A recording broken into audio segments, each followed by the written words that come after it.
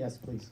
I would like to ask about the beauty that lies within the shots of this movie and your previous work. How do you detect this beauty? How do you present it so successfully? And also a brief word about the close-ups of the actors who are looking directly to the camera.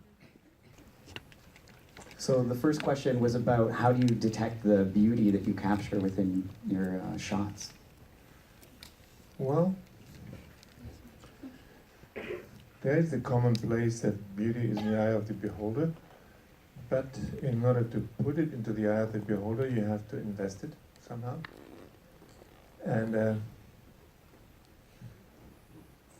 you need to believe in the actors and in your location and the places that there is beauty in there. And of course there is a lot of things in this movie that are not very beautiful. And I think we try to counterbalance it with beauty. And we shot in amazing places. I mean, Djibouti, where we shot instead of Somalia, which we couldn't enter, is one of the most amazing places I've ever seen. One of the driest and hottest, inhospitable, but outrageously beautiful.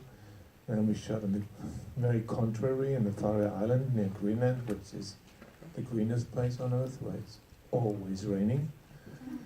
And in between, well, the French Atlantic coast is something outrageously beautiful, even if some horrifying things took place there, like on that beach where, well, just so happened 5,000 Canadians didn't make it to the beach because on that beach everybody got killed. So there's always horrifying things inside beauty, but I think beauty is one of the greatest presents we can receive and give, and sometimes I'm on the receiving end. I feel a lot of the times as a filmmaker, I'm on the receiving end of beauty, and sometimes I just can pass it on. And about actors looking into the camera, that was the other. Yeah, the other question is about actors looking in the camera.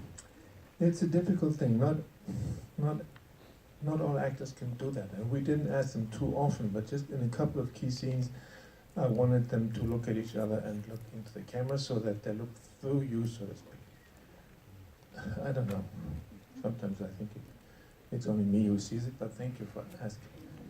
I think that moment when James holds Alicia's face, and you just sort of see in her face that this is the most scared she's ever been, the most sort of giving and vulnerable, and I think that moved me because you sort of saw the woman and the girl and, you know, the child.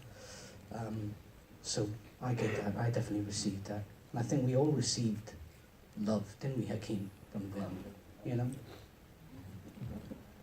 More questions from the audience. Yes?